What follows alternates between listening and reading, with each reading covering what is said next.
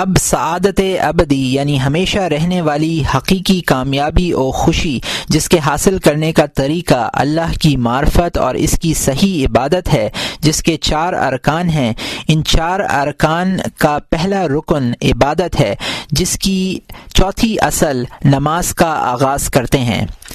چوتھی اصل نماز کے بیان میں اے برادر، یہ بات معلوم کر کے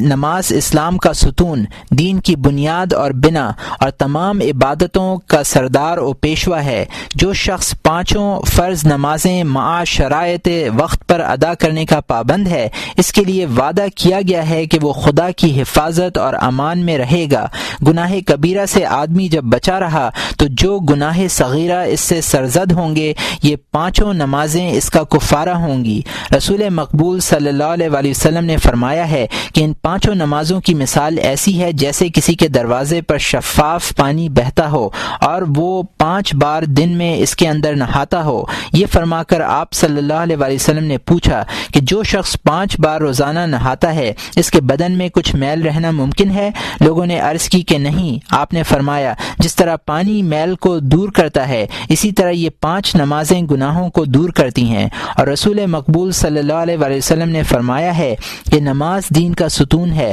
جس نے اسے چھوڑا اس نے اپنے دین کو ویران کیا۔ جناب رسالت پناہ صلی اللہ علیہ وآلہ وسلم سے لوگوں نے پوچھا کہ یا رسول اللہ، کون سا کام سب کاموں سے افضل ہے؟ آپ صلی اللہ علیہ وآلہ وسلم نے فرمایا وقت پر نماز پڑھنا، اور حضرت صلی اللہ علیہ وآلہ وسلم نے فرمایا وقت پر نماز پڑھنا جنت کی کنجی ہے۔ اور آپ نے یہ بھی فرمایا حق سبحانہ تعالی نے توحید کے بعد اپنے بندوں پر نماز سے زیادہ پیاری کوئی چیز فرض نہیں کی۔ اگر کسی چیز کو نماز سے زیادہ دوست رکھتا تو فرشتے ہمیشہ نماز ہی میں لگے رہتے۔ کچھ فرشتے رکوع میں رہتے ہیں، کچھ سجود میں، کچھ قیام میں، کچھ قعود میں۔ اور حضرت صلی اللہ علیہ وآلہ وسلم نے یہ بھی فرمایا ہے کہ جس شخص نے ایک نماز بھی عمدن ترک کی وہ کافر ہو گیا، یعنی اس بات کے قریب ہو گیا کہ اس کے اصل ایمان میں خلل آ جائے۔ جیسے لوگ کہتے ہیں کہ جنگل میں جس کسی کا پانی ضائع ہوا وہ ہلاک ہوا، یعنی خطرے میں پڑنے کے قریب ہو گیا۔ اور حضرت صلی اللہ علیہ وآلہ وسلم نے فرمایا ہے قیامت کے دن نماز کو دیکھیں گے، اگر شرائط کے ساتھ پوری نکلی تو قبول کریں گے، باقی اعمال اس کے تابع ہوں گے، جیسے کیے ہوں گے قبول ہو جائیں گے، اور اگر معاذ اللہ نماز ہی ناقص ہے تو باقی اعمال سمیت اس کے منہ پر مار دیں گے۔ اور جناب رسول اکرم صلی اللہ علیہ وآلہ وسلم نے فرمایا ہے جو شخص اچھی طرح طہارت کر کے نماز پڑھتا ہے، پورا رکوع و سجود بجا لاتا ہے اور دل سے عاجزی و فروتنی کرتا ہے، اس کی نماز سفید اور روشن شکل میں عرش تک جاتی ہے اور نمازی سے کہتی ہے کہ جیسے تو نے میری حفاظت کی ہے اسی طرح خدا تیری حفاظت کرے۔ اور جو شخص وقت پر نماز نہ پڑھے اور اچھی طرح طہارت نہ کرے، رکوع و سجود میں کمال عاجزی اختیار نہ کرے، تو یہ نماز سیاہ ہو کر آسمان تک جاتی ہے اور نمازی سے کہتی ہے جیسا تو نے مجھے ضائع اور خراب کیا، خدا تجھے بھی ضائع اور خراب کرے۔ جب تک خدا کو منظور ہوتا ہے تب نماز یہی کہتی رہتی ہے، پھر اس کی نماز کو پرانے کپڑے کی طرح لپیٹ کر اس کے منہ پر مار دیتے ہیں۔ اور حضرت صلی اللہ علیہ وآلہ وسلم نے فرمایا ہے کہ سب چوروں سے بدتر وہ چور ہے جو نماز میں چوری کرے۔ ظاہر نماز کی کیفیت۔ اے عزیز، جان لے کہ نماز کے ظاہری ارکان بدن کے مانند ہیں اور ان کے ایک حقیقت اور سر ہے اور نماز کی روح کہتے ہیں۔ پہلے ہم نماز کے ظاہری خاکہ بیان کرتے ہیں۔ آدمی جب بدن اور کپڑوں کی طہارت سے فارغ ہو جائے اور ستر عورت کر چکے تو پاک جگہ میں کھڑا ہو اور قبلے کی طرف منہ کرے، دونوں قدموں پر 4 انگل کا فاصلہ رکھیں، پیٹھ سیدھی اور برابر کرے، سر آگے کی طرف جھکا دے، سجدے کی جگہ سے نظر نہ ہٹائے۔ جب سیدھا کھڑا ہو تو شیطان کو اپنے سے دور کرنے کی نیت سے پوری سورت قل اعوذ برب الناس پڑھے۔ پھر اگر اس کے ساتھ کسی مقتدی کا میسر آنا ممکن ہے تو بلند آواز سے اذان کہے، ورنہ فقط تکبیر کہہ لے اور نیت کو دل میں حاضر کرے۔ مثلا دل میں یوں کہے کہ ظہر کی فرض نماز خدا کے لیے کرتا ہوں، اور جب نیت کے الفاظ کے معنی دل میں آ جائیں تو کان کے برابر تک اس طرح ہاتھ اٹھائے کہ انگلیوں کے سرے کان کے برابر ہوں اور انگوٹھے کا سرا کان کی لو کے برابر اور ہتھیلی شانے کرنے کے برابر ہو۔ جب ہاتھ اس جگہ ٹھہرے تو اللہ اکبر کہہ کر دونوں ہاتھ سینے سے نیچے باندھے،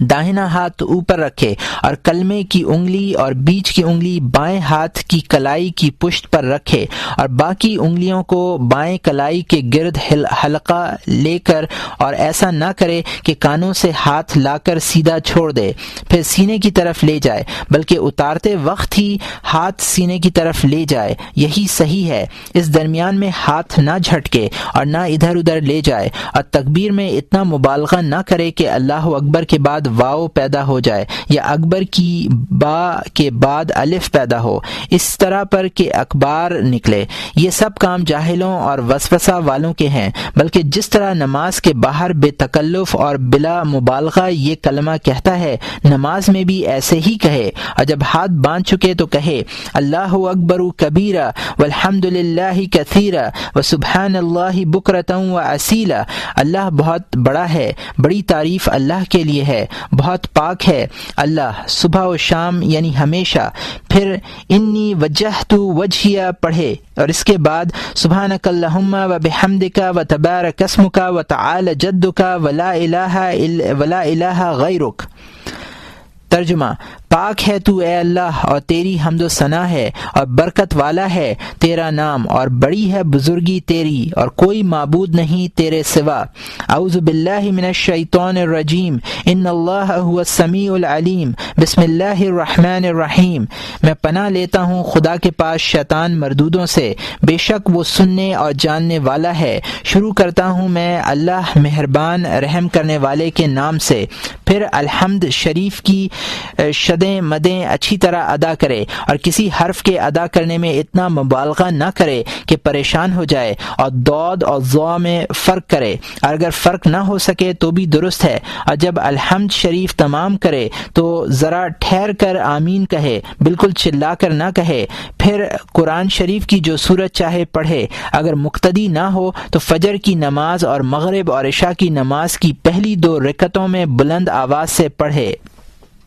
پھر رکوع کی تکبیر اس طرح کہے کہ سورت کے آخر سے بالکل ملی ہوئی نہ ہو، اور اس تکبیر میں بھی اس طرح ہاتھ اٹھائے جیسے تکبیر تحریمہ میں اٹھائے تھے، اور رکوع کرے، دونوں ہتھیلیاں زانوں پر رکھے اور انگلیاں کھلی ہوئی سیدھی قبلہ رو رکھے، اور زانوں کی طرف نہ جھکائے بلکہ سیدھا رکھے، اور سر و پیٹھ برابر رکھے کہ اس کی صورت لام سی ہو جائے، اور دونوں بازو دونوں پہلو سے دور رکھے، اور اس کے برعکس عورت اپنا بازو پہلو سے جدا نہ کرے۔ اور جب اس طرح رکوع میں ٹھیک ہو جائے تو 3 بار سبحان ربی العظیم و بحمدی، پاک ہے پروردگار میرا بڑا اور اس کا شکر ہے کہے۔ اگر امام نہ ہو تو 7 بار سے 10 بار تک کہے تو بہتر ہے۔ پھر رکوع سے اٹھے اور سیدھا کھڑا ہو جائے اور ہاتھ اٹھائے اور کہے سمع اللہ لمن حمدہ، سن لی اللہ نے جس نے اس کی تعریف کی، اور کھڑا رہ کر ربنا لک الحمد ملاء السماوات و ملاء الارض و ملاء ما شئت من شیء بعد، اے پروردگار تیرے لیے تعریف ہے آسمان اور زمین برابر اور اس چیز کے برابر ہو چاہے تو اس کے بعد کہے، اور فجر کی دوسری رکعت میں دعائے قنوت پڑھے اور تکبیر کہے، اور اسی طرح سجدے میں جائے کہ جو عضو زمین کے نزدیک ہے پہلے وہ زمین پر رکھے، پھر زانوں پر ہاتھ، پھر ناک اور ماتھا زمین پر رکھے، اور زمین پر دونوں ہاتھ کاندھے کے برابر رکھے، انگلیاں کھلی رکھے اور کلائیاں زمین پر نہ رکھے، بازو، پہلو، ران اور پیٹ کشادہ رکھے، اور عورت سب اعضاء ملا لے۔ پھر سبحان ربی العلی و بحمدی، پاک ہے میرا پروردگار برتر اور اس کا شکر ہے، 3 بار کہے۔ اگر امام نہ ہو تو زیادہ بار کہنا اولا ہے۔ پھر اللہ اکبر، اللہ بہت بڑا ہے کہہ کر سجدے سے اٹھے اور بائیں پاؤں پر بیٹھے اور دونوں ہاتھ دونوں زانوں پر رکھے اور کہے رب اغفر لی ورحمنی ورزقنی وحدنی واعف عنی وعافنی۔ ترجمہ: اے اللہ مجھے بخش دے اور مجھ پر رحم کر اور مجھے روزی دے اور مجھے ہدایت عطا کر اور درگزر کر مجھ سے اور عافیت میں رکھ مجھ کو۔ پھر دوسرا سجدہ کرے، پھر تھوڑا سا بیٹھ کر تکبیر کہے، پھر کھڑا ہو کر پہلی رکعت کی طرح دوسری رکعت پڑھے اور الحمد شریف کے پہلے اعوذ باللہ کہہ لے۔ جب دوسری رکعت کے دوسرے سجدے سے فارغ ہو تو بائیں پاؤں پر تشہد کے لیے بیٹھے جس طرح دونوں سجدوں کے درمیان بیٹھا تھا۔ اسی طرح دونوں ہاتھ زانوں پر رکھ لے، لیکن داہنے ہاتھ کی انگلیوں کو بند کرے مگر کلمہ شہادت کی انگلی کو سیدھا چھوڑ دے، اور جب کلمہ شہادت پڑھے اور الا اللہ کہے تو اس انگلی سے اشارہ کرے، لا الہ کہتے ہوئے اشارہ نہ کرے، اور انگوٹھے بھی اگر چھوڑ دے تو درست ہوگا۔ دوسرے تشہد میں بھی ایسا ہی کرے، لیکن دونوں پاؤں کے نیچے سے داہنی طرف نکال لے اور بایاں اور زمین پر رکھے اور پیچھے کا حصہ زمین پر رکھے۔ پھر تشہد میں اللہم صلی علی محمد وعلی آل محمد کہہ کر اٹھ کھڑا ہو، اور دوسرے تشہد میں تمام درود اور دعائیں مشہور پڑھ کر السلام علیکم ورحمۃ اللہ وبرکاتہ، تم پر سلام اور اللہ کی رحمت اور اس کی برکتیں نازل ہو کہے، اور داہنی طرف اس طرف منہ پھیرے کہ جو بھی اس کے پیچھے داہنی طرف ہو وہ اس کا نصف چہرہ دیکھ سکے۔ پھر اسی طرح بائیں طرف سلام پھیرے اور ان دونوں طرف سلاموں میں نماز سے باہر آنے کی نیت کرے۔ یہ نیت بھی کرے کہ حاضرین و ملائکہ کو بھی سلام کرتا ہوں۔ فصل: مندرجہ ذیل کام نماز میں مکروہ ہیں۔ بھوک، پیاس، غصے میں اور پاخانہ و پیشاب کے حاجت کے وقت اور ہر ایسے مشغلے کے وقت جو نماز میں خشوع سے باز رکھے۔ نماز پڑھنا، دونوں پاؤں خوب ہلانا، ایک پاؤں اٹھا لینا، سجدے میں پاؤں کے سرے پر بیٹھنا،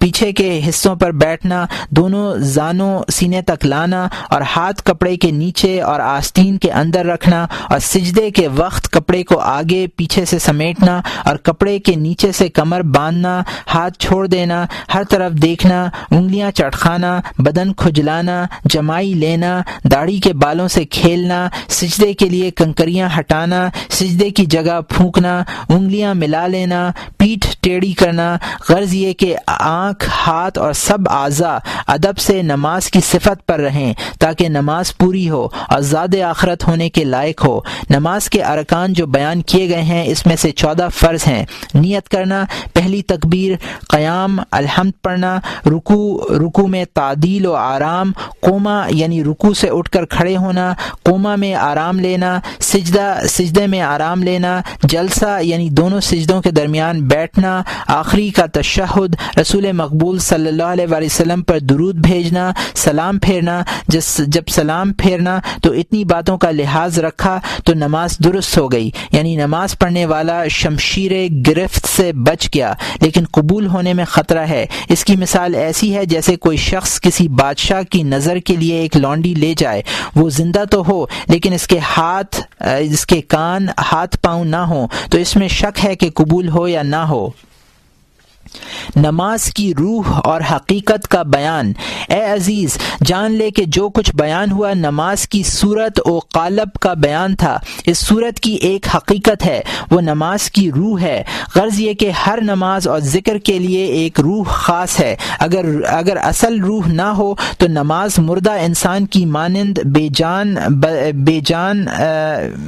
جان بدن ہے، اور اگر اصل روح تو ہو لیکن اعمال و آداب پورے نہ ہوں تو نماز اس آدمی کی طرف سے جس کی آنکھیں نکلی ہوئی ہوں، ناک کان کٹے ہوئے ہوں، اور اگر نماز کے اعمال تو پورے ہوں لیکن روح اور حقیقت نہ ہو تو وہ نماز ایسی ہے جیسے کسی شخص کی آنکھ تو ہو لیکن بصارت نہ ہو، کان ہو سماعت نہ ہو۔ نماز کی اصل روح یہ ہے کہ اول سے آخر تک خشوع و حضور قلب رہے، اس لیے کہ دل کو حق تعالی کے ساتھ راست و درست رکھنا اور یاد الہی کو کمال تعظیم ہیبت سے تازہ رکھنا نماز سے مقصود ہے، جیسا کہ اللہ تعالی نے فرمایا ہے وَأَقِمِ الصَّلَاةِ لِلذِّكْرِ، نماز پڑھا کرو میری یاد کے لیے۔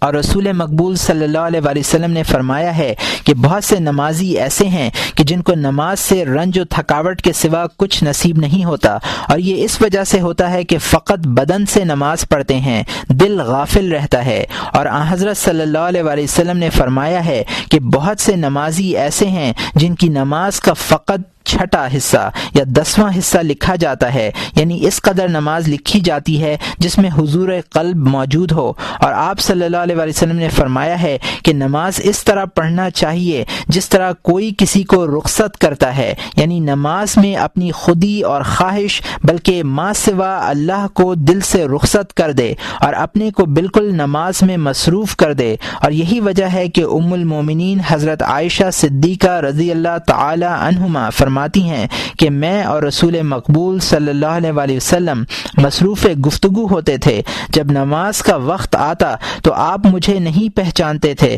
نہ میں آپ کو، یعنی نماز کا وقت آتے ہی معبود برحق کی عظمت و ہیبت ہمارے ظاہر و باطن پر طاری ہو جاتی تھی۔ اور حضرت سرور کائنات علیہ افضل الصلاۃ والسلام نے فرمایا کہ جس نماز میں دل حاضر نہ ہو حق تعالی اس کی طرف دیکھتا بھی نہیں۔ جناب خلیل اللہ حضرت ابراہیم علیہ السلام جب نماز پڑھتے تھے تو 2 میل سے ان کے دل کا جوش سنائی دیتا تھا، اور ہمارے حضرت رسول سلطان الانبیاء علیہ افضل الصلاۃ والسلام جب نماز شروع کرتے تھے تو آپ کا دل حق منزل اس طرح جوش کھاتا جس طرح پانی بھری ہوئی تانبے کی دیگ آگ پر جوش کھاتی اور آواز دیتی ہے۔ شیر خدا حضرت علی کرم اللہ وجہ جب نماز کا قصد کرتے تو آپ کے بدن میں کپ کپی طاری ہو جاتی، رنگ متغیر ہو جاتا، اور فرماتے تھے کہ وہ امانت اٹھانے کا وقت آیا جسے 7 زمین و آسمان نہ اٹھا سکے۔ حضرت سفیان الثوری رحمۃ اللہ علیہ فرماتے ہیں جس نماز میں خشوع حاصل نہ ہو اس کی نماز درست نہیں ہوتی۔ حضرت حسن بصری رضی اللہ تعالی عنہ نے فرمایا جو نماز حضور قلب کے ساتھ نہ ادا ہو وہ عذاب کے زیادہ نزدیک ہے۔ حضرت معاذ بن جبل رضی اللہ تعالی عنہ نے فرمایا ہے کہ جو شخص نماز میں قصداً دیکھے کہ اس کے داہنے بائیں کون کھڑا ہے اس کی نماز نہ ہوگی۔ حضرت امام اعظم ابو حنیفہ، حضرت امام شافعی اور اکثر علماء رحمہم اللہ تعالی نے اگرچہ کہا ہے کہ پہلی تکبیر کے وقت اگر دل حاضر اور فارغ ہو تو نماز درست ہو جاتی ہے، لیکن بضرورت یہ فتویٰ دیا ہے کیونکہ لوگوں پر غفلت غالب ہے اور یہ کہا ہے کہ نماز درست ہو جاتی ہے۔ اس کے یہ معنی ہیں کہ ترک نماز کے جرم سے بچ گیا، لیکن زاد آخرت وہی نماز ہو سکتی ہے جس میں دل حاضر ہو۔ حاصل یہ ہے کہ اگر کوئی شخص نماز پڑھے اور فقط تکبیر اول کے وقت اس کا دل حاضر ہو تو بھی امید ہے کہ بالکل نماز نہ پڑھنے والے کی نسبت اس کا حال قیامت کے دن بہتر ہوگا، لیکن یہ کھٹکا بھی ہے کہ اس کا حال بہتر ہونے کے بجائے بدتر ہو، کیونکہ جو شخص سستی کے ساتھ حاضر خدمت ہو اس پر اس شخص کی نسبت جو بالکل حاضر ہی نہ ہو زیادہ شدت اور سختی ہوتی ہے۔ حضرت حسن بصری نے فرمایا ہے کہ جو نماز بے حضور ہے وہ عقوبت و سزا کے بہت زیادہ نزدیک اور ثواب سے دور ہے، بلکہ حدیث شریف میں آیا ہے کہ جو نماز بے حجابات اور بے محل خیالات سے محفوظ نہ رکھے اس کو نماز سے خدا سے دوری کے سوا کچھ فائدہ نہیں۔ اے عزیز، ان آیات اور اقوال سے تجھے یہ معلوم ہوا کہ کامل و جاندار وہی نماز ہے جس میں اول سے آخر تک دل حاضر رہے، اور جس نماز میں فقط تکبیر اولیٰ کے وقت دل حاضر ہو اس نماز میں رمق بھر سے زیادہ روح نہیں ہوتی۔ وہ نماز اس بیمار کی مثل ہے جو دم بھر کا مہمان ہو۔ نماز کے ارکان کی روح اور حقیقت کا بیان۔ عزیز محترم، یہ اسرار نماز کا آغاز ہے۔ اب یہ بات جان کہ پہلی آواز جو تیرے کان میں آتی ہے آذان نماز ہے۔ جس وقت تو اذان سنے تو چاہیے کہ شوق اور دل و جان سے سنے، جس کام میں ہو اسے چھوڑ دے اور امور دنیا سے منہ موڑ لے۔ اگلے لوگوں کا یہی طریقہ تھا، یعنی دنیا کے کام چھوڑ کر وہ اذان سننا ضروری سمجھتے تھے۔ لوہار اگر ہتھوڑا اٹھائے ہوتا اذان سنتے ہی رک جاتا۔ پھر اسے نیچے لا کر لوہے پر نہ مارتا۔ موچی اگر چمڑے کے اندر سلائی کر رہا ہوتا تو باہر نکالنا تو دور ہے، جگہ سے بھی نہ ہلاتا۔ اس منادی سے روز قیامت کی ندا یاد کرتے تھے، یہ سمجھ کر اپنے دل خوش کرتے تھے کہ جو کوئی اس وقت اس حکم کی پیروی میں دوڑ جائے گا قیامت کو منادی سے بشارت پائے گا۔ اے عزیز، اگر تو اپنے دل کو اس منادی سے خوش و مسرور کرے گا تو منادی سے خوش اور مسرور ہوگا۔ طہارت کا راز یہ ہے کہ تو کپڑے اور بدن کی طہارت کو گویا غلاف کی طہارت سمجھ کر اور توبہ و پشیمانی کرنے اور برے اخلاق چھوڑنے کی شکل میں دل پاک کرنے کو اس ظاہری طہارت کی روح جان، اس لیے کہ خدا کی نظرگاہ دل ہے، بدن صورت نماز کی جگہ، دل حقیقت نماز کی منزل ہے۔ ستر عورت، اس کے ظاہری معنی یہ ہیں کہ جو اعضاء تیرے ظاہر بدن میں لائق ستر ہیں انہیں لوگوں کی نگاہ سے چھپا، اور اس کا راز اور روح یہ ہے کہ جو امر تیرے باطن میں برا ہے اسے خدا تعالی سے پوشیدہ رکھ، اور یہ جان کہ حق تعالی سے کوئی چیز پوشیدہ نہیں کر سکتا مگر یہ کہ اپنے باطن کو اس سے پاک کر دے، اور باطن کو پاک ہونے کی صورت یہ ہے کہ گزشتہ گناہوں پر نادم ہو اور یہ عزم بالجزم کرے کہ آئندہ پھر گناہ نہ کروں گا۔ التائب من الذنب کمن لا ذنب لہ۔ ترجمہ، گناہ سے توبہ کرنے والا اس شخص کی مانند ہے جس نے کوئی گناہ نہیں کیا، یعنی توبہ گناہوں کو ناچیز اور نابود کر دیتی ہے۔ اگر ایسا نہیں کر سکتا تو ان گناہوں پر خوف و ندامت کا پردہ ڈال کر اس طرح خستہ و شکستہ اور شرمسار اپنے پروردگار کے سامنے کھڑا ہو جیسے کوئی غلام خطا کر کے بھاگ جاتا ہے اور پھر اپنے مالک کے سامنے ڈرتا ہوا آتا ہے اور رسوائی اور ذلت کے مارے سر نہیں اٹھاتا۔ قبلہ رو ہونا، اس کے ظاہری معنی تو یہ ہیں کہ سب طرف سے اپنا منہ پھیر کر قبلہ رو ہو جائے، اور راز یہ ہے کہ دل کو دونوں عالم سے پھیر کر خدا کی طرف لے آئے کہ ظاہر و باطن یکسو ہو جائے۔ جس طرح ظاہری قبلہ ایک ہے، قبلہ دل بھی ایک ہی ہے، یعنی حق تعالی دل کا، اور خیالات میں مشغول ہونا ایسا ہے جیسے منہ کو ادھر ادھر پھیرنا۔ جس طرح منہ پھیرنے سے نماز کی صورت نہیں رہتی، اسی طرح دل بھٹکنے سے نماز کی روح اور حقیقت بھی نہیں رہتی۔ اسی لیے حضرت محمد صلی اللہ علیہ وآلہ وسلم نے فرمایا ہے، جو شخص نماز کے لیے کھڑا ہو اس کا منہ اور دل اور خواہش ہر ایک خدا کی طرف ہو تو وہ نماز سے اس طرح باہر آتا ہے کہ گویا آج ہی اپنی ماں کے پیٹ سے پیدا ہوا ہے، یعنی سب گناہوں سے پاک ہو جاتا ہے۔ اور یقین جان کہ جس طرح قبلے کی طرف سے منہ پھیر لینا نماز کی صورت کو باطل کر دیتا ہے، دل کا منہ حق تعالی کی جانب سے پھیر لینا اور دنیاوی خیالات کو دل میں دخل دینا نماز کی روح اور حقیقت کو زائل کر دیتا ہے، بلکہ دل کو خدا کی طرف متوجہ رکھنا اولا ہے، کیونکہ ظاہر باطن کا غلاف ہے اور مقصود وہ چیز ہوتی ہے جو غلاف کے اندر ہو، اور غلاف کی فی نفس ہی چنداں قدر نہیں ہوتی۔ قیام، اس کا ظاہر تو یہ ہے کہ تو اپنے ڈیل ڈول سے خدا کے سامنے غلام کی طرح سر جھکائے کھڑا ہو، اور باطن یہ ہے کہ دل سب حرکتوں سے رک جائے، یعنی سب خیالات سے باز آئے، خدا تعالی کی تعظیم اور پورے انکسار کے ساتھ بندگی میں قائم رہے، اور قیامت کے دن حق کا سبحانہ تعالی کے سامنے قائم و حاضر ہونا اور اپنی سب پوشیدہ باتوں کو ظاہر ہونا یاد کرے، اور سمجھے کہ اس وقت بھی حق تعالی پر وہ سب کچھ ظاہر و عیاں ہے، اور میرے دل میں جو کچھ تھا اور ہے خدا تعالی اس کا عالم ہے اور سب اسی پر ظاہر ہے، اور میرے ظاہر و باطن سے وہ بالکل آگاہ ہے۔ اور بڑے ہی تعجب کی بات یہ ہے کہ جب کوئی مرد صالح نمازی کو دیکھتا ہے کہ یہ کیسے نماز پڑھ رہا ہے تو اپنے تمام اعضاء کو مؤدب کر لیتا ہے، ادھر ادھر نہیں دیکھتا۔ نماز میں جلدی کرنے اور دوسری طرف التفات کرنے سے اسے شرم آتی ہے، اور جب تصور کرتا ہے کہ حق تعالی میری طرف دیکھ رہا ہے تو اس سے نہ شرماتا ہے اور نہ ڈرتا ہے۔ اس سے زیادہ اور کیا نادانی ہوگی کہ بندہ بیچارہ جسے کچھ اختیار نہیں اس سے تو شرم کرے اور اس کے دیکھنے سے مؤدب ہو جائے، اور مالک الملوک سے کچھ نہ ڈرے، اس کے دیکھنے کو معمولی جانے۔ اسی لیے حضرت ابو ہریرہ رضی اللہ تعالی عنہ نے عرض کی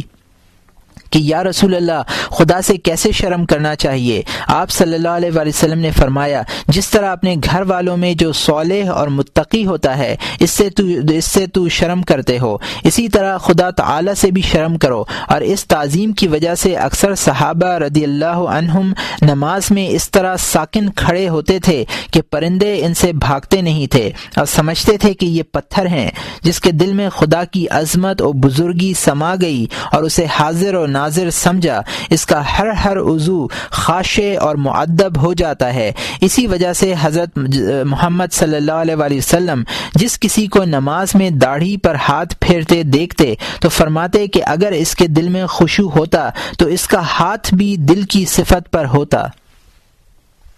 رکوع سجود بدن سے عاجزی کرنا اس کے ظاہری معنی ہیں اور اس کا اصل مقصود دل کی فروتنی ہے، اور جو شخص یہ جانتا ہے کہ زمین پر منہ رکھنا بہترین عضو کو خاک پر رکھنا ہے اور کوئی چیز خاک سے زیادہ ذلیل و خوار نہیں، تو رکوع و سجود اسی لیے مقرر کیے گئے ہیں تاکہ بندہ جان لے کہ خاک میری اصل ہے اور خاک ہی کی طرف مجھے رجوع کرنا ہے، اور اپنی اصل کے موافق تکبر نہ کرے اور اپنی بے کسی اور عاجزی کو پہچان لے۔ اسی طرح ہر کام میں راز اور حقیقت ہے کہ آدمی جب اس سے غافل ہوگا تو اس صورت نماز کے سوا نماز سے کچھ حاصل نہ ہوگا۔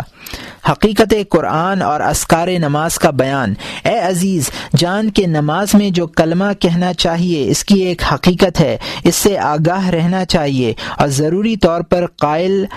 کا دل بھی اس صفت کے مطابق ہو جائے تاکہ وہ اپنے قول میں صادق ہو۔ مثلا اللہ اکبر کے یہ معنی ہیں کہ خدا اس سے بزرگ تر ہے کہ اسے عقل اور معرفت سے پہچان سکیں۔ اگر یہ معنی نہ جانے تو جاہل ہے، اگر یہ تو جانتا ہو مگر اس کے دل میں خدا سے بزرگ کوئی اور چیز ہو تو وہ اللہ اکبر کہنے میں جھوٹا ہے۔ اس لیے کہا جائے گا کہ حقیقت میں تو یہ سچ کلام ہے لیکن تو جھوٹ کہتا ہے۔ اور جب آدمی خدا تعالی سے زیادہ کسی اور چیز کا متی ہوگا تو اس کے نزدیک وہ چیز خدا سے زیادہ بزرگ ہوگی، اور اس کا معبود اور اللہ وہی ہے جس کا وہ متی ہے، جیسے حق تعالی نے فرمایا ہے افرأیت من اتخذ الہہ ہوا، کیا تو نے دیکھا اسے جس نے ٹھہرا لیا اپنی خواہش کو اپنا خدا؟ اور جب وجہت وجہی کہا تو اس کے معنی یہ ہیں کہ میں نے تمام عالم سے دل پھیر کر خدا کی طرف متوجہ کیا۔ اگر اس کے معنی یہ ہیں کہ میں نے تمام عالم سے دل پھیر کر خدا کی طرف متوجہ کیا، اگر اس کا دل اس وقت کسی اور طرف لگا ہوا ہو تو اس کا یہ کلام جھوٹ ہے، اور جب خدا سے مناجات کرنے میں پہلا ہی کلام جھوٹ ہو تو اس کا خطرہ ظاہر ہے، اور جب حنیفاً مسلمان کہا تو اپنا مسلمان ہونے کا دعویٰ کیا، اور رسول اللہ صلی اللہ علیہ وآلہ وسلم نے فرمایا ہے کہ مسلمان وہ شخص ہے جس کے ہاتھ اور زبان سے لوگ سلامت رہیں، تو چاہیے کہ وہ اس صفت سے موصوف ہو یا عزم بالجزم کرے کہ میں اب ایسا ہی ہو جاؤں گا، اور جب الحمد شریف کہے تو چاہیے کہ خدا کی نعمتیں اپنے دل میں تازہ کرے اور اپنے دل کو بالکل شکر گزار بنا لے کہ یہ شکر کا کلمہ ہے اور شکر دل سے ہوتا ہے۔ جب ایاک نعبد کہے تو چاہیے کہ اخلاص کی حقیقت اس کے دل میں تازہ ہو، اور جب اہدنا کہے تو چاہیے کہ اس کا دل تضرع اور زاری کرے کیونکہ وہ خدا سے ہدایت طلب کرتا ہے۔ تسبیح و تحلیل و قرات وغیرہ ہر کلمہ میں بھی چاہیے کہ جیسا وہ سمجھتا ہے ویسا ہی ہو جائے اور دل کو اس کلمہ کے معنی کی صفت سے موصوف بنا لے۔ اس کی تفصیل لمبی ہے اور آدمی نماز کی حقیقت سے بہرہ مند ہونا چاہیے تو ایسا ہی ہو جائے جیسا بیان ہوا ہے، ورنہ پھر صورت بے معنی پر ہی قناعت کرے۔ حضور قلب کی تدبیر کا بیان۔ اے عزیز جان کے نماز میں دو وجہ سے غفلت لاحق ہوتی ہے، ایک ظاہر وجہ ہے، دوسری باطنی۔ ظاہری وجہ تو یہ ہے کہ ایسی جگہ نماز پڑھتا ہو جہاں کچھ دکھائی سنائی دیتا ہے اور دل اس طرف متوجہ ہو جاتا ہے، کیونکہ دل آنکھ کا تابع ہے۔ اس سے چھوٹنے کی تدبیر یہ ہے کہ خالی جگہ نماز پڑھے کہ وہاں کچھ آواز سنائی نہ دے۔ اگر جگہ تاریک ہو یا آنکھ بند کر لے تو بہتر ہے۔ اکثر عابدوں نے عبادت عبادت کے لیے چھوٹا سا تاریک مکان بنایا ہوتا ہے، کیونکہ کشادہ مکان میں دل پراگندہ ہو جاتا ہے۔ حضرت ابن عمر رضی اللہ تعالی عنہما جب نماز ادا کرتے تو قرآن شریف اور تلوار کو اور ہر چیز کو الگ رکھ دیتے تھے کہ ان کی طرف مشغول نہ ہو جائیں۔ دوسری وجہ جو باطنی ہے وہ یہ ہے کہ پریشان خیال اور پراگندہ خطرے دل میں آئیں۔ اس کا علاج بہت مشکل اور سخت ہے، اور اس کی بھی دو قسمیں ہیں۔ ایک تو کسی کام کے سبب سے ہوتا ہے کہ اس کی طرف اس وقت دل مشغول ہے، اس کی تدبیر یہ ہے کہ اس کام سے پہلے فراغت کرے پھر نماز پڑھے۔ اسی لیے رسول اکرم صلی اللہ علیہ وسلم نے فرمایا ہے اذا حضر العشاء فبدأ بالعشاء، یعنی جب نماز اور کھانے کا وقت ساتھ ہی آئے تو پہلے کھانا کھائے۔ علی ھذا القیاس، اگر کوئی بات کہنا ہو تو کہہ لے پھر فراغت سے نماز پڑھ لے۔ دوسری قسم ایسے کاموں کا خیال اور اندیشہ جو ایک ساعت میں تمام نہ ہوں، یا خیالات واہیات عادت کے موافق خود بخود دل پر غالب ہو گئے ہوں۔ اس کی تدبیر یہ ہے کہ ذکر و قرآن جو نماز میں پڑھتا ہے اس کے معنوں میں دل لگائے اور اس کے معنی سوچے، تاکہ اس سوچ سے اس کا خیال نہ دفع ہوگا۔ اس کی تدبیر یہ ہے کہ مسحل پیے تاکہ مادہ مرض کو باطن سے قطع کر دے، اور اس مسحل کا نسخہ یہ ہے کہ جس چیز کا خیال رہتا ہے اسے ترک کرے تاکہ اس کے خیال سے نجات پائے۔ اگر ترک نہ کر سکے گا تو اس کے خیال سے نجات نہ پائے گا۔ اگر اس کی نماز ہمیشہ دل کی باتوں میں لگی رہے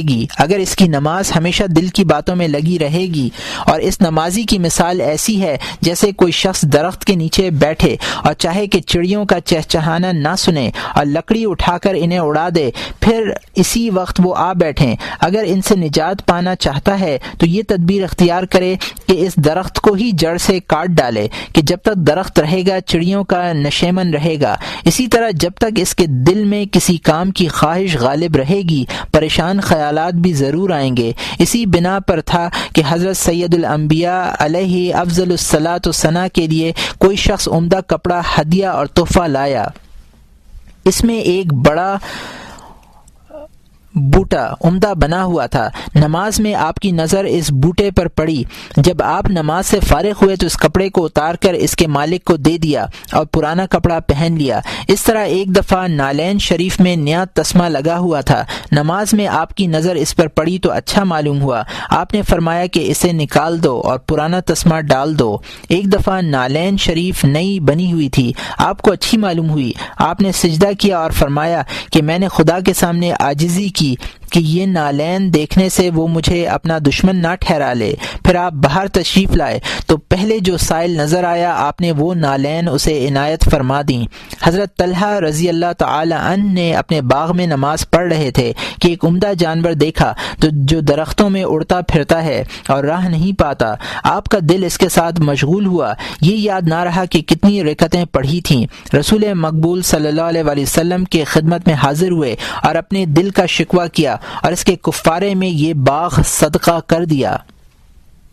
پچھلے بزرگوں نے اکثر ایسے کام کیے ہیں اور ان کاموں کو حضور قلب کی تدبیر سمجھے ہیں۔ غرض یہ کہ جب نماز کے پہلے سے خدا کا ذکر دل پر غالب ہوگا نماز میں بھی حاضر ہوگا۔ جو خیال دل میں سے پہلے مستحکم ہے صرف نماز پڑھنے سے دور نہ ہوگا۔ جو شخص حضور قلب کے ساتھ نماز پڑھنا چاہے اسے چاہیے کہ نماز سے پہلے دل کا علاج کرے اور دل کو خالی کرے، اور یہ کام اس طرح ہوتا ہے کہ دنیا کے شغل اپنے دل سے دور کر دے اور بقدر ضرورت دنیا کی چیزوں پر کفایت کرے۔ اتنے انداز سے بھی فراغت دل مقصود ہو۔ جب تک یہ امر نہ ہوگا تمام نماز میں حضور قلب کا اندازہ نہ ہوگا۔ کچھ نماز میں ہوگا تو چاہیے کہ نوافل بڑھائے اور دل حاضر کرے، مثلا 4 رکعتوں کو حضور دل حاصل ہو جائے، کیونکہ نوافل فرائض کا تدارک کرتے ہیں۔ جماعت کے مسنون ہونے کا بیان۔ رسول مقبول صلی اللہ علیہ وسلم نے فرمایا ہے کہ ایک نماز جماعت کے ساتھ تنہا 27 نمازوں کی مثل ہے، اور فرمایا کہ جس نے عشاء کی نماز جماعت کے ساتھ پڑھی گویا اس نے آدھی رات شب بیداری کی، اور جس نے فجر کی نماز جماعت کے ساتھ پڑھی اس نے گویا ساری رات عبادت کی، اور فرمایا کہ جس نے 40 دن ہر وقت کی نماز جماعت سے پڑھی اور اس کی پہلی تکبیر بھی فوت نہ ہوئی تو اس کے لیے دو قسم کے براءت لکھتے ہیں، ایک نفاق سے اور دوسری دوزخ سے۔ اسی بنا پر تھا کہ پہلے بزرگوں میں جن کی تکبیر اولیٰ فوت ہو جاتی ہے 3 دن اپنی تعزیت کرتے تھے، اور اگر جماعت فوت ہو جاتی تو 7 روز تعزیت کرتے تھے۔ حضرت سعید ابن مسیب فرماتے ہیں، میں لگاتار 20 برس تک اذان سے پہلے مسجد میں آتا رہا۔ اکثر علماء نے فرمایا ہے کہ جو کوئی بے عذر تنہا نماز پڑھے اس کی نماز درست نہیں، تو جماعت کو ضرور جاننا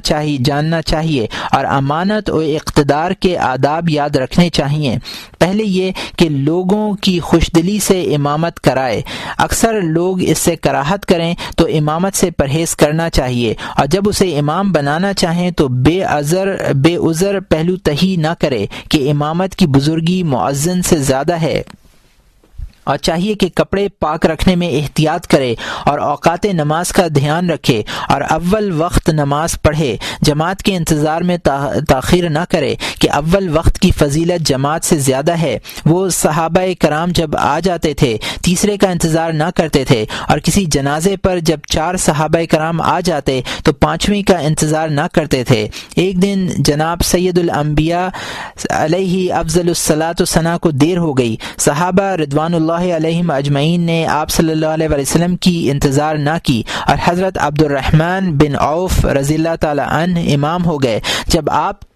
صلی اللہ علیہ وسلم تشریف لائے تو 1 رکعت ہو چکی تھی۔ صحابہ نے جب نماز مکمل کی تو ڈرے۔ آپ صلی اللہ علیہ وسلم نے ان سے فرمایا، تم نے اچھا کیا، ہمیشہ ایسا ہی کیا کرو، اور چاہیے کہ خلوص کے ساتھ للہ امامت کرائے، امامت کے کچھ مزدوری نہ لے، اور جب تک صف سیدھی نہ ہو لے تکبیر نہ کہے، اور نماز کے اندر کی تکبیریں بلند آواز سے کہے، اور امامت کی نیت کرے کہ جماعت کا ثواب حاصل ہو۔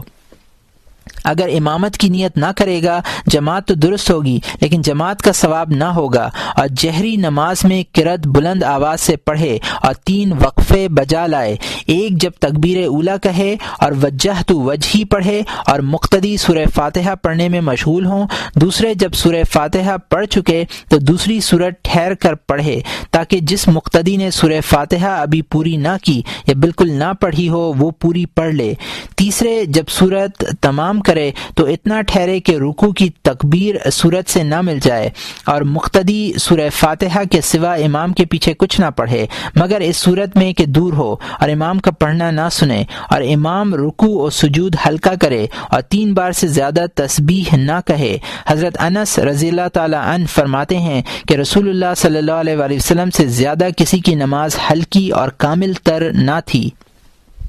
اس کا سبب یہ ہے کہ جماعت میں شاید کوئی ضعیف ہو یا کسی کو کچھ کام ہو، اور مقتدی کو چاہیے کہ امام کی اقتداء میں ہر رکن ادا کرے، اس کے ساتھ ادا نہ کرے۔ جب تک امام کی پیشانی زمین پر نہ لگ جائے مقتدی سجدے میں نہ جائے، اور جب تک امام رکوع کی حد تک نہ پہنچے مقتدی رکوع کا قصد نہ کرے کہ اسی کا نام متابعت ہے۔ اگر مقتدی امام سے پہلے رکوع و سجود میں جائے گا تو اس کی نماز باطل ہو جائے گی، اور جب سلام پھیرے تو اس قدر بیٹھے کہ یہ دعا پڑھ لے، اللہم انت السلام و منک السلام و الیک یعود السلام فحینا ربنا بالسلام و ادخلنا دار السلام تبارکت ربنا و تعالیت یا ذی الجلال والاکرام۔ اے اللہ تو سلام ہے اور تجھ ہی سے سلامتی ہے اور تیری طرف پھرتی ہے سلامتی، پس زندہ رکھ مجھے سلامتی کے ساتھ اور داخل کر مجھے جنت میں، برکت والا ہے تو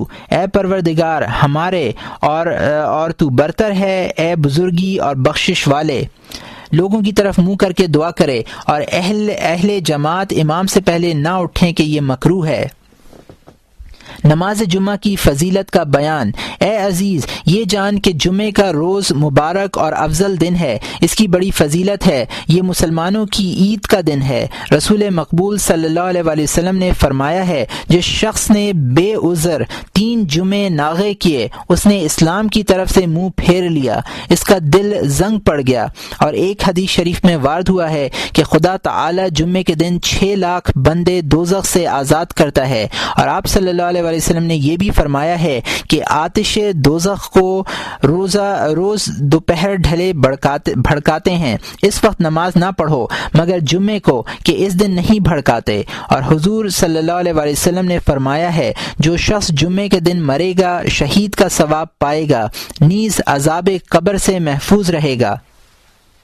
شرائط جمعہ: اے عزیز جان لے کہ جو شرطیں اور نمازوں کی ہیں ان کے سوا 6 شرطیں جمعے کے لیے خاص ہیں۔ پہلی شرط وقت ہے، یہاں تک کہ اگر مثلاً عصر کا وقت داخل ہو جانے کے بعد جمعے کی نماز کا سلام پھیرے تو جمعہ فوت ہو گیا، ظہر ادا کرنی چاہیے۔ دوسری جگہ شرط ہے کہ یہ نماز صحرا و خیمہ میں درست نہیں بلکہ شہر میں ہوتی ہے یا اس گاؤں میں جہاں 40 آزاد عاقل بالغ مرد مقیم ہوں، ایسی جگہ اگر مسجد میں نہ ہو تو بھی درست ہے۔ تیسری شرط عدد ہے، یعنی جب تک 40 آزاد مکلف یعنی عاقل بالغ مقیم مرد حاضر نہ ہوں نماز درست نہ ہوگی۔ اگر خطبہ یا نماز میں اس سے کم لوگ ہوں تو یہ ظاہر ہے کہ نماز درست نہ ہوگی۔ چوتھی شرط جماعت ہے کہ اگر یہ گروہ الگ الگ تنہا نماز پڑھے گا تو درست نہ ہوگی، لیکن جو آدمی اخیر کی رکعت پائے اس کی نماز درست ہے اگرچہ دوسری رکعت میں تنہا ہو، اور اگر کوئی شخص امام کے ساتھ دوسری رکعت کا رکوع نہ پائے تو اقتدا کرے اور نماز ظہر کی نیت کرے۔ پانچویں شرط یہ ہے کہ لوگوں نے پہلے جمعے کی نماز نہ پڑھ لی ہو، کیونکہ ایک شہر میں جمعے کی ایک ہی جماعت سے زیادہ نہ چاہیے، لیکن اگر اتنا بڑا شہر ہے کہ دہان کی ایک جامع مسجد میں نمازی نہیں سما سکتے یا وقت سے آتے ہیں تو ایک جماعت سے زیادہ میں مذائقہ نہیں۔ اگر ایک ہی مسجد میں سب لوگ بے تکلف سما سکتے ہیں اور 2 جگہ نماز پڑھی تو وہی نماز درست ہوگی جس کی تکبیر تحریمہ پہلے کہی گئی۔ چھٹی شرط نماز سے پہلے 2 خطبے ہیں اور دونوں فرض ہیں، اور دونوں خطبوں کے درمیان میں بیٹھنا بھی فرض ہے، اور دونوں خطبوں میں کھڑا رہنا فرض ہے، اور پہلے خطبے میں 4 چیزیں فرض ہیں۔ تحمید یعنی حمد کرنا، الحمدللہ کہنا کافی ہے، اور قرآن شریف کی ایک آیت پڑھنا، رسول مقبول صلی اللہ علیہ وسلم پر درود پاک پڑھنا، تقوی کی وصیت کرنا، اوصیکم بتقوا اللہ کہنا کافی ہے، اور دوسرے خطبے میں بھی 4 چیزیں فرض ہیں لیکن آیت کے عوض دعا پڑھنا فرض ہے۔ جمعے کی نماز عورتوں، غلاموں، لڑکوں اور مسافروں پر فرض نہیں، اور عذر کی وجہ سے ترک جمعہ درست ہے، مثلا کیچڑ، بیماری، پانی، تیمارداری کے عذر سے۔ اگر کوئی بیمار کا سنبھالنے والا نہ ہو لیکن معذور کے لیے اولا یہ ہے کہ ظہر کی نماز جب پڑھے کہ لوگ جمعے کی نماز سے فارغ ہو چکے ہیں، لیکن معذور کے لیے اولا یہ ہے کہ ظہر کی نماز جب پڑھے کہ لوگ جمعے کی نماز سے فارغ ہو چکے ہیں۔ آداب جمعہ کا ادب کرنا چاہیے، اور جمعے کے دن یہ 10 سنتیں اور آداب نہ بھولے۔ پہلا ادب یہ ہے کہ جمعرات کے دن دل سے اور درستی سامان سے جمعہ کا استقبال کرے، مثلا سفید کپڑے درست کرنا، پہلے کام کاج ختم کر دینا کہ صبح کے وقت ہی نماز کی جگہ پر پہنچ سکے، اور جمعرات کے دن عصر کی نماز کے وقت خالی بیٹھنا اور تسبیح اور استغفار میں مشغول ہونا، کیونکہ اس کی بڑی فضیلت ہے اور اس نیک ساعت کے مقابلے میں ہے جو دوسرے دن جمعے کو ہوگی۔ اور علماء نے فرمایا ہے کہ شب جمعہ کو بیوی سے جمع کرنا سنت ہے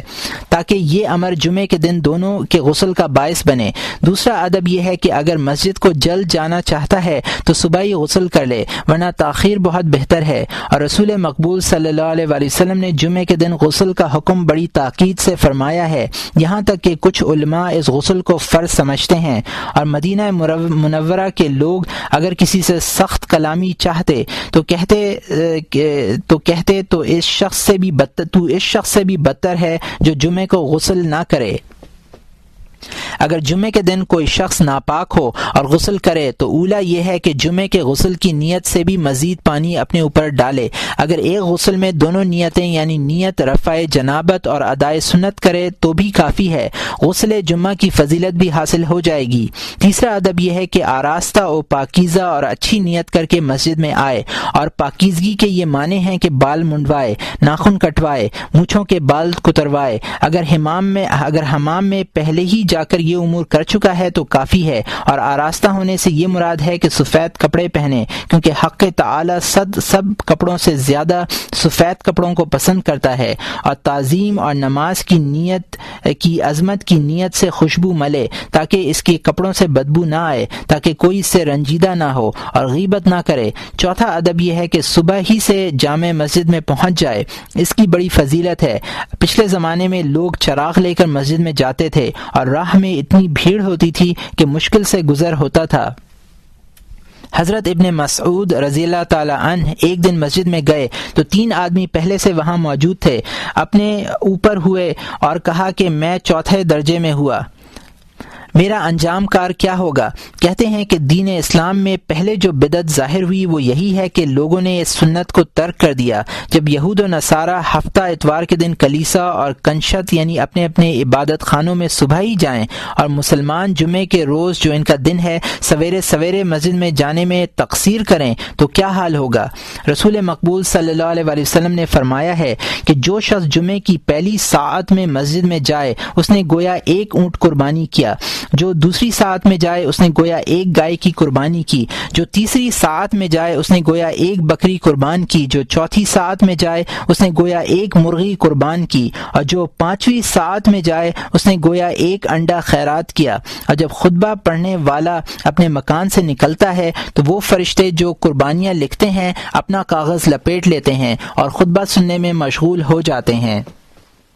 جو اس کے بعد آتا ہے نماز کی فضیلت کے سوا اور کچھ نہیں پاتا۔ 5واں ادب، اگر دیر سے آئے تو لوگوں کی گردنوں پر پاؤں نہ رکھے، یعنی انہیں پھاندے نہیں، کیونکہ حدیث شریف میں آیا ہے جو شخص ایسا کرے گا تو قیامت کے دن اس کو پل بنائیں گے اور لوگ اس پر سے گزریں گے۔ رسول مقبول صلی اللہ علیہ وسلم نے ایک شخص کو ایسا کرتے دیکھا، اور جب نماز پڑھ چکا تو آپ نے فرمایا کہ تو نے جمعہ کی نماز کیوں نہ پڑھی؟ اس نے عرض کیا، یا رسول اللہ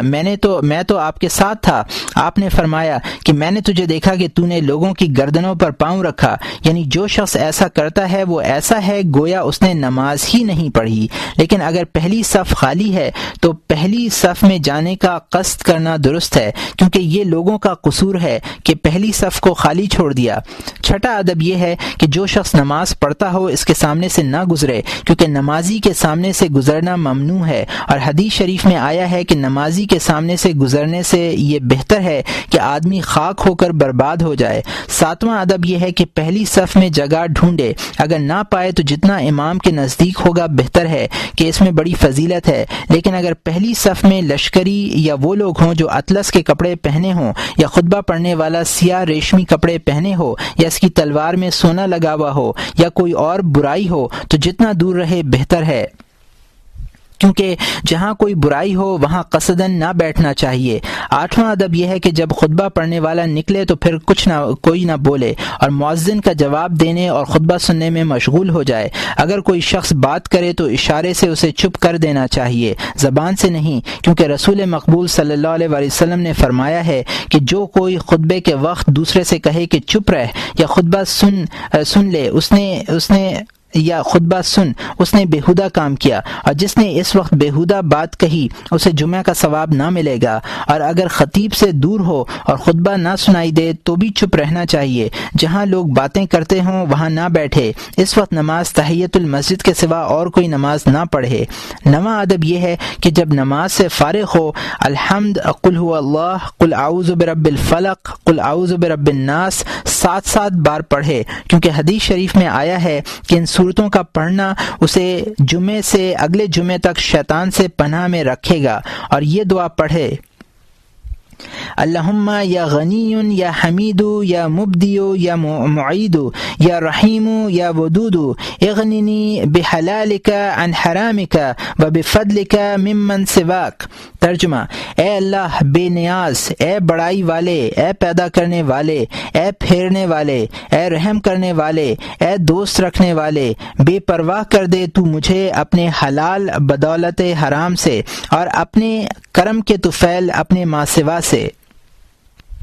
اور بزرگوں نے فرمایا ہے کہ جو شخص اس دعا کو ہمیشہ پڑھے گا تو جہاں سے اس کا وہم و گمان بھی نہ ہو وہاں سے اس کی روزی اور اس کا رزق پہنچے گا اور لوگوں سے بے پرواہ ہو جائے گا۔ پھر 6 رکعت نماز سنت پڑھے کہ اس قدر رسول مقبول صلی اللہ علیہ وسلم پڑھتے تھے۔ 10واں ادب یہ ہے کہ عصر کی نماز تک مسجد میں رہے، اور اگر مغرب کی نماز تک مسجد میں رہے تو بہت بہتر ہے۔ علماء نے فرمایا ہے کہ اس بات میں ایک حج اور عمرے کا ثواب ہے۔ اگر مسجد میں نہ رہ سکے اور گھر جانا چاہے اور گھر جائے تو چاہیے کہ خدا کی یاد سے غافل نہ رہے، تاکہ وہ ایک بزرگ ساعت جو جمعے کے دن شروع ہوتی ہے اسے غفلت میں نہ پائے اور اس کی فضیلت سے محروم نہ رہے۔ روز جمعہ کے آداب کا بیان۔ بندے کو چاہیے کہ جمعے کے روز تمام دن 7 فضیلتیں طلب کرے۔ ایک فضیلت یہ کہ صبح کو مجلس علم میں حاضر ہو اور قصہ خوانوں کی مجلس سے دور رہے، اور ایسے شخص کی مجلس میں حاضر ہو جس کے قال و حال سے رغبت دنیا کم اور محبت آخرت زیادہ ہو، جس کے کلام میں یہ اثر نہ ہو۔ اس کی صحبت اور مجلس علم میں بیٹھنا درست نہیں ہے، اور جو شخص ایسا صاحب تاثیر ہو اس کی مجلس میں حاضر ہونا 1000 رکعت نماز سے افضل ہے۔ یہ مضمون حدیث شریف میں آیا ہے۔ دوسری فضیلت یہ ہے کہ جمعے کے دن 1 ساعت نہایت بزرگ اور معزز ہے۔ حدیث شریف میں آیا ہے کہ جو شخص اس ساعت میں خدا تعالی سے مراد مانگے گا پوری ہوگی۔ اس ساعت کے تعین میں اختلاف ہے، طلوع یا زوال یا غروب آفتاب کے وقت یہ ساعت ہوتی ہے، یا جس وقت جمعے کی اذان ہو، یا خطیب کے منبر میں جانے کے وقت، یا جمعے کی نماز کے لیے کھڑا ہونے کے وقت، پھر عصر کی نماز کے وقت۔ غرض کہ صحیح یہ ہے کہ اس ساعت کا وقت معلوم نہیں، شب قدر کی طرح مبہم ہے۔ چاہیے کہ تمام دن اس ساعت کی تلاش میں رہے اور کسی وقت خدا کی یاد اور عبادت سے خالی نہ رہے۔ تیسری فضیلت یہ ہے کہ جمعے کے دن رسول مقبول صلی اللہ علیہ وسلم پر درود شریف کثرت سے بھیجے، کیونکہ حضور صلی اللہ علیہ وسلم نے فرمایا ہے کہ جو کوئی جمعے کے دن مجھ پر 80 بار درود شریف بھیجے گا اس کے 80 برس کے گناہ بخشے جائیں گے۔ لوگوں نے عرض کی، یا رسول اللہ آپ پر درود کیوں کر بھیجیں؟ آپ نے فرمایا کہ کہو اللہم صلی علی محمد وعلی آل محمد صلاة تکون لک رضاء ولحقہ اداء وآتہ الوسیلة والفضیلة والمقام المحمود الذی وعدتہ اجزہ عنا ما هو أهله وأجزه أفضل ما جزينا نبيا عن أمته وصلي على جميع إخوانه من النبيين والصالحين يا أرحم الراحمين۔ اے اللہ تو رحمت نازل فرما محمد صلی اللہ علیہ وآلہ وسلم پر اور آپ کی اولاد پر وہ رحمت جو تیری رضا ہو اور جس سے ان کا حق ادا ہو، اور عطا کر انہیں وسیلہ شفاعت اور بزرگی اور مقام محمود کا وعدہ کیا ہے تو نے ان سے، اور جزا دے انہیں ہماری طرف سے وہ جزا جس کے وہ لائق ہیں، اور جزا دے انہیں بہت اچھی جو جزا تو نے کسی نبی کو دی اس کی امت کی طرف سے، اور رحمت نازل کر ان کے سب بھائیوں پر اور اچھے کام کرنے والوں میں سے اے بہت بڑے رحم کرنے والے۔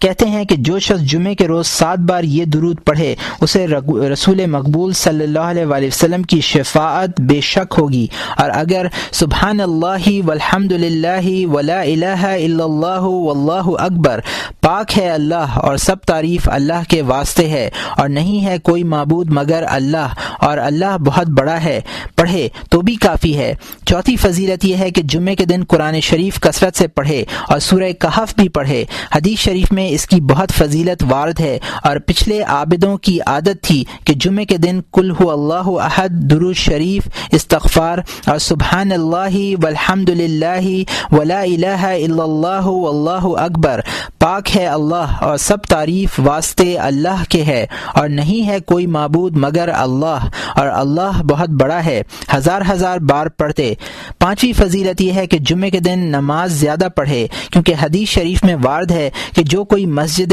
جامع میں جاتے ہی 4 رکعت نماز پڑھے، ہر رکعت میں 1 بار الحمد اور 50 بار قل هو اللہ احد، تو جب تک جنت میں اس کا مقام اس کو نہ دکھا دیں اور کسی کو نہ بتا دیں کہ وہ اس سے کہہ دے کہ اس وقت تک وہ اس جہان سے نہ جائے گا، اور مستحب یہ ہے کہ جمعے کے دن 4 رکعت نماز پڑھے اور اس میں 4 سورتیں پڑھے، انعام، کہف، طٰہٰ، یاسین، اور اگر یہ نہ پڑھ سکے تو لقمان، سجدہ اور الملک پڑھے۔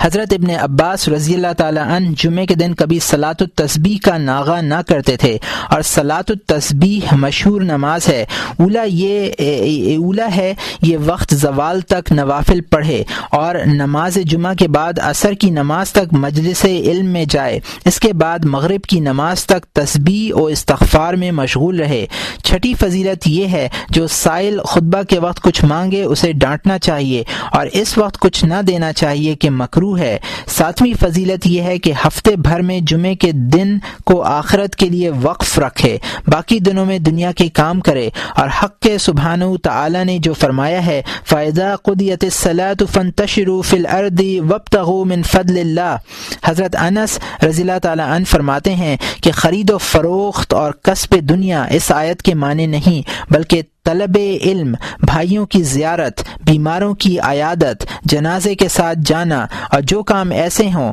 وہ اس آیت سے مراد ہیں۔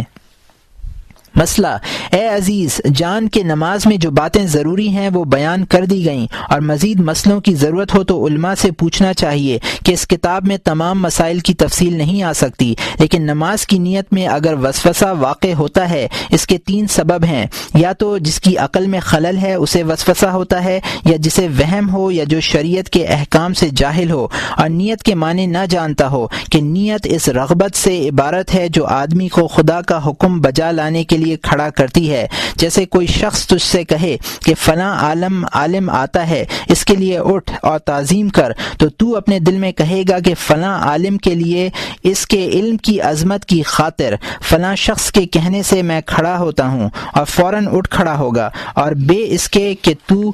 دل یا زبان سے کہے یہ نیت خود تیرے دل میں ہوگی، اور جو کچھ دل میں تو کہتا ہے وہ نفس کی بات ہے، نیت نہیں ہے۔ نیت تو وہ رغبت ہے جس نے تجھے اٹھ کھڑا کیا، لیکن یہ جاننا ضروری ہے کہ نیت کے بارے میں کیا حکم ہے۔ تو اس قدر جاننا چاہیے کہ مثلاً ظہر یا عصر کی نماز ہے، جب اس سے دل غافل نہ ہو تو اللہ اکبر کہے، اور دل غافل ہے تو یاد کرے، اور یہ گمان نہ کرے کہ ادائے ظہر کے معنی سب ایک بار مفصل دل میں جمع ہوں، لیکن جو دل کے نزدیک ہو اسے باہم جمع کرے۔ نیت اسی قدر کافی ہے، اسی لیے کہ اگر تجھ سے کوئی پوچھے کہ ظہر کی نماز پڑھی تو کہے گا ہاں، تو جس وقت ہاں کہتا ہے یہ سب معنی تیرے دل میں موجود ہوتے ہیں، مفصل نہیں ہوتے، تو تجھے اپنے کو یاد دلانا اس شخص کے پوچھنے کی مثل ہے، اور اللہ اکبر کہنا ایسا ہے جیسے ہاں کہنا، اور جو اس سے زیادہ کھوج کرے گا اس کے دل اور نماز دونوں پریشان ہوں گے۔ آدمی کو چاہیے کہ آسان بات اختیار کرے جس قدر بیان ہوا ہے، جب اتنی نیت کر لی پھر کسی حالت میں ہو جاننا چاہیے کہ نماز درست ہو گئی، کیونکہ نماز کی نیت بھی اور کاموں کی نیت کی طرح ہے۔ اسی لیے تھا کہ رسول مقبول صلی اللہ علیہ وآلہ وسلم اور صحابہ کرام رضی اللہ تعالی عنہم کے زمانے میں کسی کو نیت میں وسوسہ واقع نہ ہوتا تھا، کیونکہ وہ جانتے تھے کہ یہ کام آسان ہے، اور جو کوئی اسے آسان نہ جانے وہ نادان ہے۔